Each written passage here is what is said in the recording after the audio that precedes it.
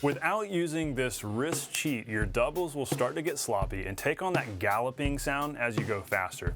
I'll show you how you can avoid this by hacking the process so that you achieve more smoothness and fluidity. You can do this.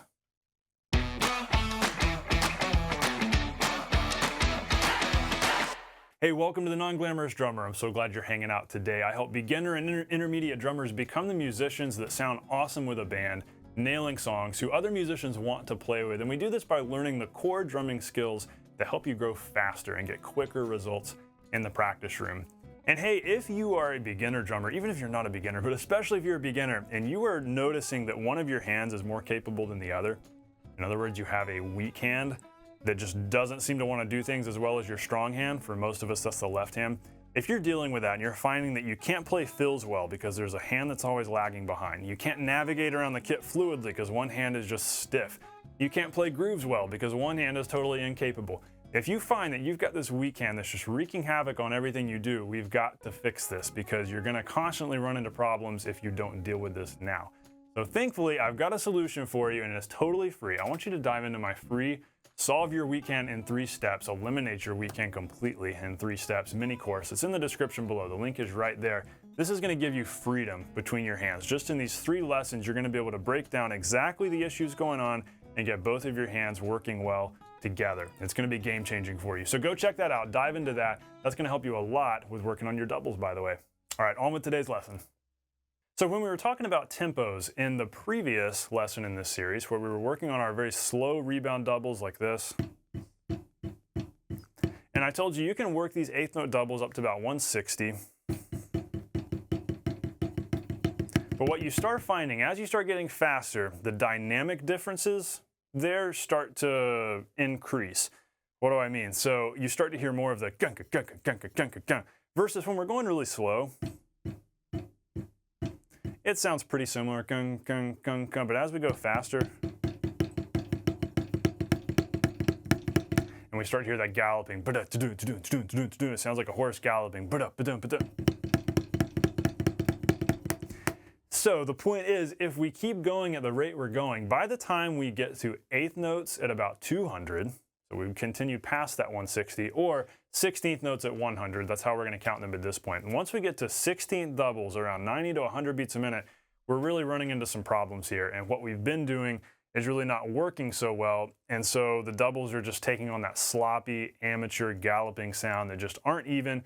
And so it's just not making sense. And this is often a point of confusion. And I know this was something that frustrated me for a long time when I was getting to this point where in learning my doubles, they were sloppy here, and the funny thing is I could play fast doubles pretty well, like this. And actually, that's not that hard to do because we're just holding onto the sticks and pressing them down. Because if you take the stick and you go, well, there's 2 notes really quick. So if you alternate fast, make a crazy face, get all tense and crazy, you can play pretty fast doubles. Now, that's not what we want to do. But the point is, I was able to learn that pretty easily. And so I was like, yeah, I could play fast doubles, but I could not play slow doubles. I could play slow singles like that, but I couldn't play slow doubles very well. And I couldn't bridge that gap between the slow and the fast, and I couldn't play them loudly and evenly. I could only play them quietly. Quiet fast doubles are not nearly as difficult as loud fast doubles. So there was a huge disconnect. So what we've got to do here, instead of relying on rebound, because if we only rely on rebound, we get the sloppiness, the galloping, and the uneven dynamics. And instead of incorporating fingers yet, we have to use our wrists to actually even out our doubles as we go faster, because we're not yet fast enough to use fingers. That's the trick here. Just because we want to even them out doesn't mean we're ready to use fingers. That only works at quick tempos. Our fingers work really well at quick tempos, but we're not quite there yet here at 16ths at 100. So this is kind of a cheat, and I don't know if everybody agrees with me on this because it feels like one of those hacks that goes against the academic instruction on doubles, but it works, and you're going to see why as we work on this. The whole key here, the whole point, is to make sure that we still stay loose, we still stay relaxed, and we don't turn into gung, gung, gung, gung, all stiff marching band style here on our doubles. And so yes, we're going to use our wrists to even them out, but we're still using rebound. The rebound is still there. We're not going totally tight and stiff on this, and so that's where I want you to pay attention and where I want you to stay focused. So 3 steps here, 3-step action plan I want you to take. We're focusing on 16th doubles in the 100 to 120 beats per minute range. This is where we want to focus today. I want you to start off by practicing pairs of singles on each hand by itself at 70 beats a minute. So 70 beats a minute is not too quick. If we pull out our metronome here, that is going to put us right here. We'll have it play eighth notes. So metronome's playing eighth notes at 70 beats a minute. So if we do 16th pairs with each hand,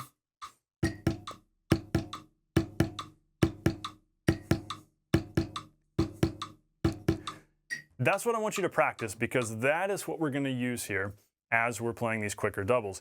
Now what's important is making sure you're not getting stiff. We don't want to be tight and stiff here, going where the stick is all tight here. We want to make sure the stick is still moving a bunch within our hand. We're still using rebound here, we're just using the wrist to reinforce that rebound. Because without the wrist, we have, right? So we've already got that second note that's happening according to rebound. Physics is still playing that second note, we just need it to be louder. So our wrist is stepping in to help out and help strengthen that. And we can make sure that we're still getting that looseness and that fluidity by keeping our hand open. We've still got that same fulcrum point from before. Now, one thing that will start to change as we go faster and louder, you'll want to shift your fulcrum further up your middle finger. That way you can start putting a little bit more pressure on it with your thumb without having to try so hard. If you try to put a lot of pressure on a fulcrum point out here, you get very stiff. This muscle right here gets tight. But if you allow that fulcrum to shift up to here, the closer your stick gets to the palm of your hand, the more pressure you can put there with less muscular effort here from your thumb. Test it out. It'll make sense when you try it. It's really cool how this works, the way your hand is built. And so as you go louder and faster, in order to still make sure that you don't lose the stick, in order to make sure you've still got a grasp on it, that's what you want to do. Shift your fulcrum from here gradually back. So right now, as we're doing these 16th notes at 70,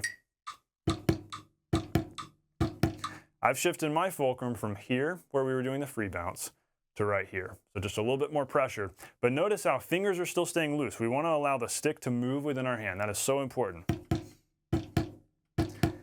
But you can see how, though my fingers are moving, they're just following the stick. They're not actively doing anything. This is all wrist. Fingers are not actively propelling the stick. This is rebound and wrist. So you can essentially think of these as two back-to-back singles. Gunka, gunka, and we're playing these loudly because we're focusing now on building wrist and forearm strength. That is the key here. We need to be building our strength if we're going to play anything loudly. Aiming for a full stick height, 12 o'clock stick height, where the stick bounces all the way up to that full upright position each time.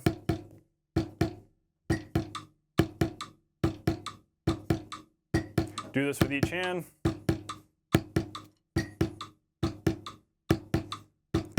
And as you get faster, as you approach 100, it's okay to get a little bit softer. You don't need to stay super loud with this. At 70, I want you to have that full stick height, gun, gun, gun, gun. But once you get to 100,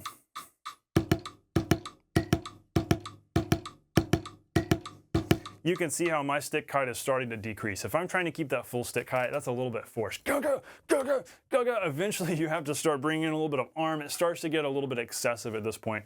So it's okay to get a little softer. Just remember, our goal is building wrist strength. So we still want to have some energy and some power there as we approach 100 beats a minute. And of course we can turn our metronome to just doing quarter notes so it doesn't feel quite so frantic.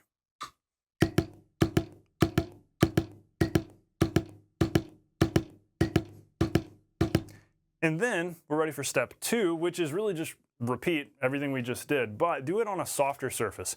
So I would recommend a towel, not a bandana like what I've pulled out here. This is just what I happen to have at my fingertips. Take a towel, fold it over once or twice, just so that you've got less rebound, and then practice doing the same thing. Because in this whole lesson here, we're focusing on building strength, wrist strength. And in order to build strength, we actually want to have a little bit less rebound. It's kind of like increasing weights when working out. And so we want our wrists to have to work a little bit harder so we can build our strength more. And so either tune your snare lower, do this on a floor tom, do this on a towel, whatever you want to do so that you have less rebound. Back the tempo off to 70 again, or 80, wherever you feel like you're ready to start. Here's 80. In this case, the bandana doesn't do a whole lot, even if I fold it several times. That's why a towel is better. But it's definitely deader.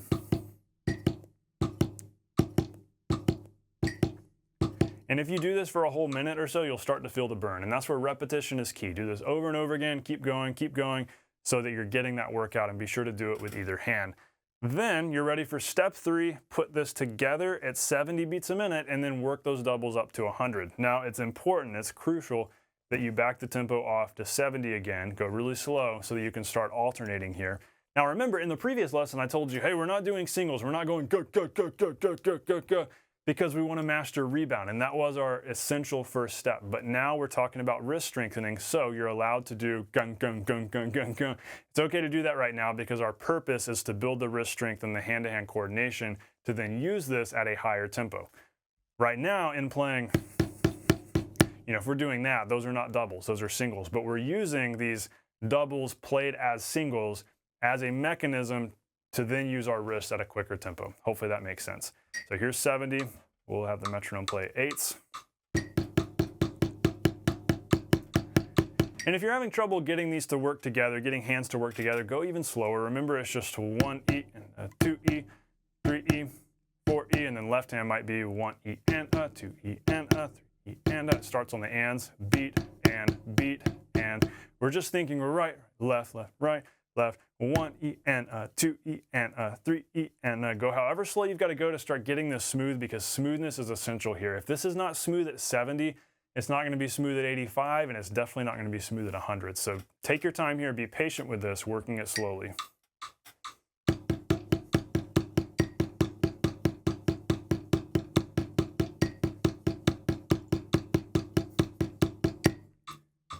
Gradually working that tempo up. And remember, as you go faster, it's okay to decrease your stick height a little bit, get a little bit softer. Here's 90.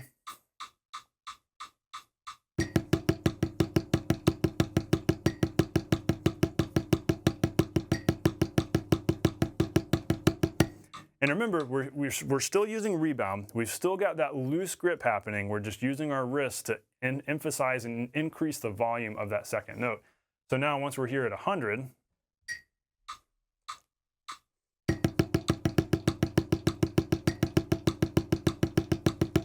we're able to play even strong doubles, where previously we would have, if we're just using rebound, this is what it sounds like.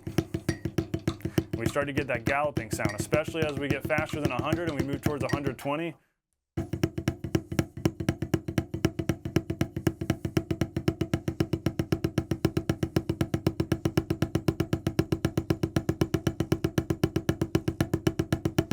And so you can see how that works. When you start bringing in the wrists, they magically even out. It's kind of a hack, it's kind of a cheat, and it works really well in this tempo for going from the slower rebound-driven doubles into using the wrists. And so if we look at this whole progression here of going slow and starting off like this, here's how it might look.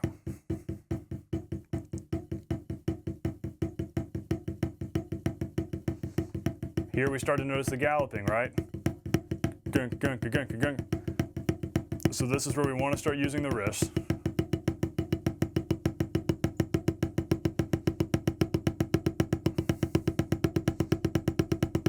Now right here, as we approach 120, something else interesting happens.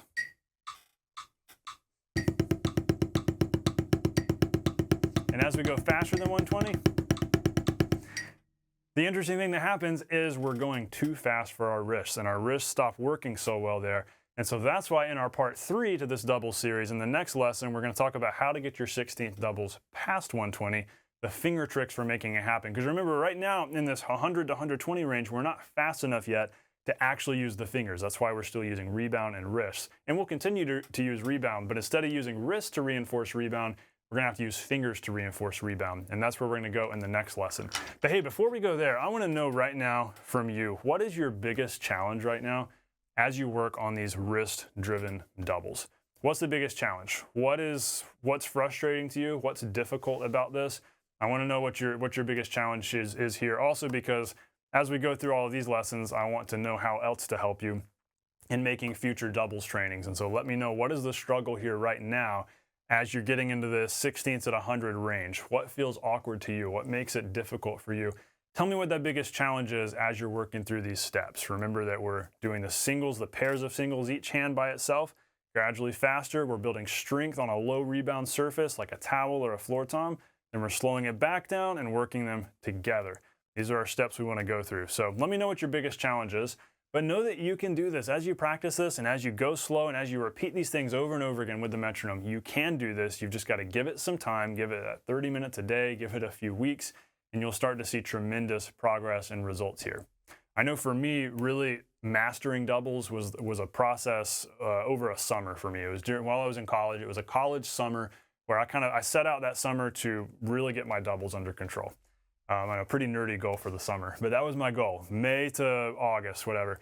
I was gonna get my doubles from sloppy and amateur to nice and even, and I was able to do it in 3 months. A lot of practicing each day and a lot of working out the fingers, which is where we're gonna go in that next lesson. But you can do this, just be patient with it. You're gonna get this. You can master the doubles.